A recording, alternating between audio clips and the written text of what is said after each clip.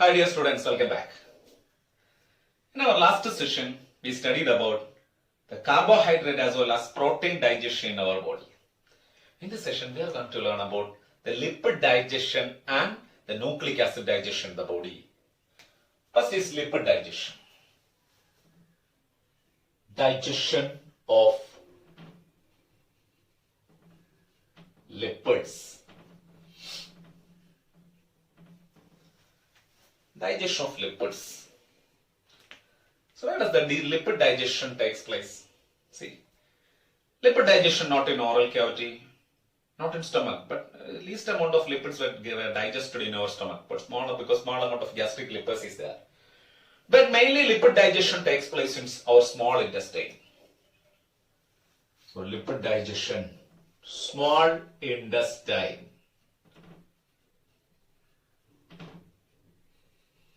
Small amount of lipid were digested in stomach, but very rare because of the presence of hydrochloric acid. The gastric lipids can effectively act in stomach, but effectively digested in our small intestine.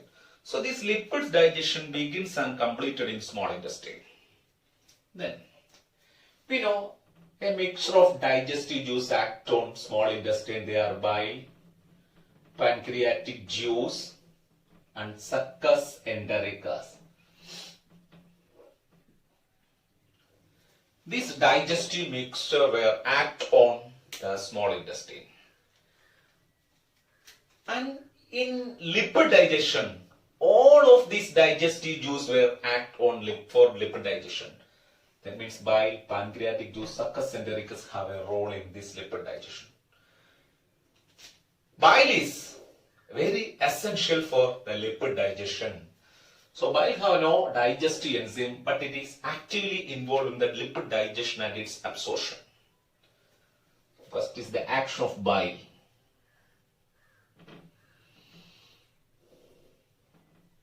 We studied about the function of bile. The bile is very necessary for the neutralization of chyme. We studied what is chyme. Chyme is the partially digested acidic food from stomach is chyme. This chyme is neutralized by this bile. Then, in lipid digestion, the main function of bile is it helps in the emulsification. It helps in the emulsification of fat. It helps in the emulsification of fat. Bile is very essential. The bile is needed for the emulsification of fat. This emulsification of fat by the bile salt. This emulsification by the bile salt. Let's see what is this emulsification means. Suppose here this one is a large fat globule. These fat globules were hydrolyzed by the enzyme lipase. The enzyme lipase is needed for the digestion of this lipid. But this enzyme is hydrophilic. This enzyme is not lipophilic.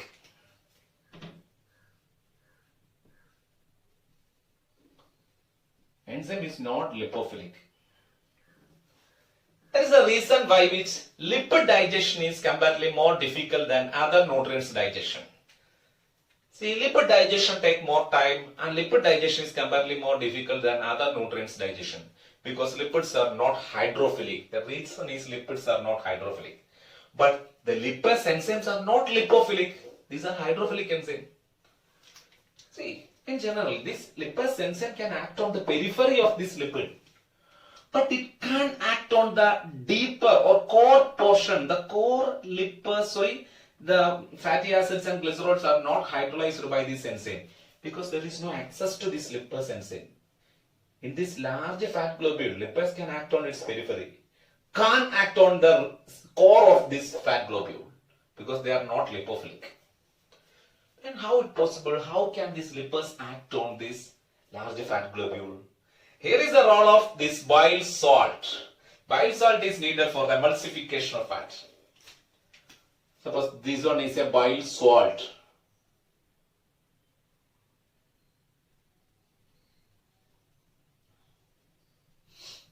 This is a bile salt. This bile salt contains colipase. This colipase is needed for the activation of lipids. It contains colipase. Then bile salt is amphipathic. Bile salt is amphipathic because it has the lipophilic end. It has lipophilic end and hydrophilic end. It has both the lipophilic as well as the hydrophilic end. Hence it is amphipathic. It has a lipophilic end and hydrophilic end. It has lipophilic end.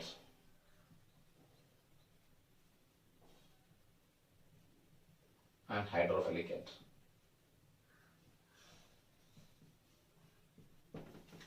Lipophilic and hydrophilic end, hence it is amphipathic. Here, this bile salt act on this large fat globule.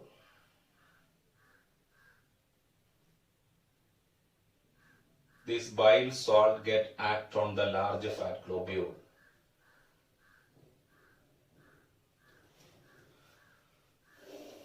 What happened? Let's see.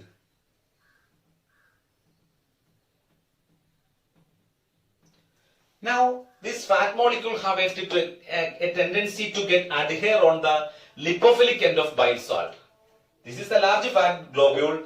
This fat globule contains fat molecule. This fat molecule have a tendency to get adhere on the lipophilic end. Fat molecule get adhere on this hydrophilic end of fat molecule get adhere on the hydrophilic end of this bile salt. What happened? Now, these large fat globules are break down into or converted to small fat droplets. Small fat droplets are here.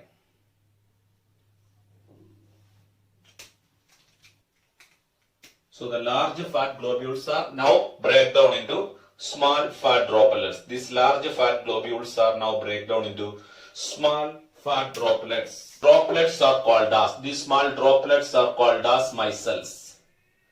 These large fat globules are converted to small fat droplets. These droplets are called as micelles. This is emulsification of fat by the bile salt, which helps in the emulsification of fat. Now, we know it contains the colipase. The colipase of bile salt activate the enzyme lipase. As a result, the enzyme lipase can easily act on here and the enzyme lipase act on here. The enzyme lipase act on here and completely digested these fat molecules. This is the role of bile which for the digestion of digestion of fat. See. Now the fat molecules are break down to fat droplets. So the enzyme lipase can act. See, let's see the digestion of these lipids. The complex form of lipids are called as triglycerides. Triglycerides are the complex form of these lipids. So lipids or the triglycerides. These are the complex form. See, a triglyceride contains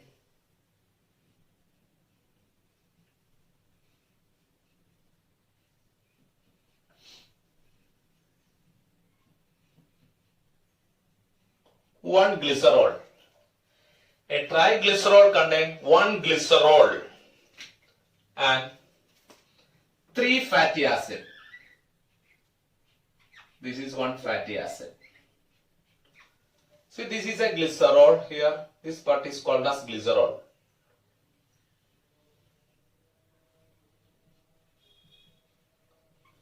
If this glycerol with one fatty acid, this is fatty acid. This glycerol with one fatty acid by this ester bond. By this ester bond to form a monoglyceride. Form a monoglyceride. when two fatty acids are binded here. Now this glycerol contains glycerol with two fatty acids are here. Glycerol with two fatty acids are called as diglyceride. And if three fatty acids are here, this is called as triglyceride.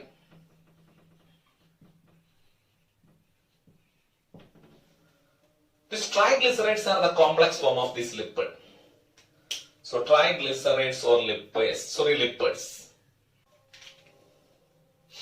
These triglycerides or lipids, triglycerides or these lipids are hydrolyzed by the enzyme lipase, hydrolyzed by the enzyme lipases. See, lipases of pancreatic juice act on this triglyceride. Both the pancreatic as well as succus entericus contain lipase. So lipases act on this triglyceride. Lipase found in pancreatic juice and succus entericus. What happened? When lipase acted here, one ester bond is broken. If one ester bond is removed from this triglyceride, what happened? A fatty acid is now free. A fatty acid is removed here. When one fatty acid is removed, what happened? The rest are diglyceride with one fatty acid. Diglyceride and one fatty acid is releases. Now, these triglycerides are converted to or hydrolyzed to diglycerides. Diglycerides and free fatty acids. Free fatty acid. Because one fatty acid is freed from here. Free fatty acid and diglyceride is here. Then this diglyceride is then hydrolyzed. This diglyceride is hydrolyzed by the enzyme again lipases act on the diglyceride. Lipases act on the diglyceride. What happened? One more ester bond is removed. That means again one fatty acid is released from here. So when one more fatty acid is removed, what happened? Now it is called as monoglyceride. Now it is monoglyceride. So it is now monoglyceride, and what happened? The free fatty acids are released. The free fatty acids. Monoglyceride and one fatty acid is also freed from here. Then these monoglycerides are finally this monoglyceride.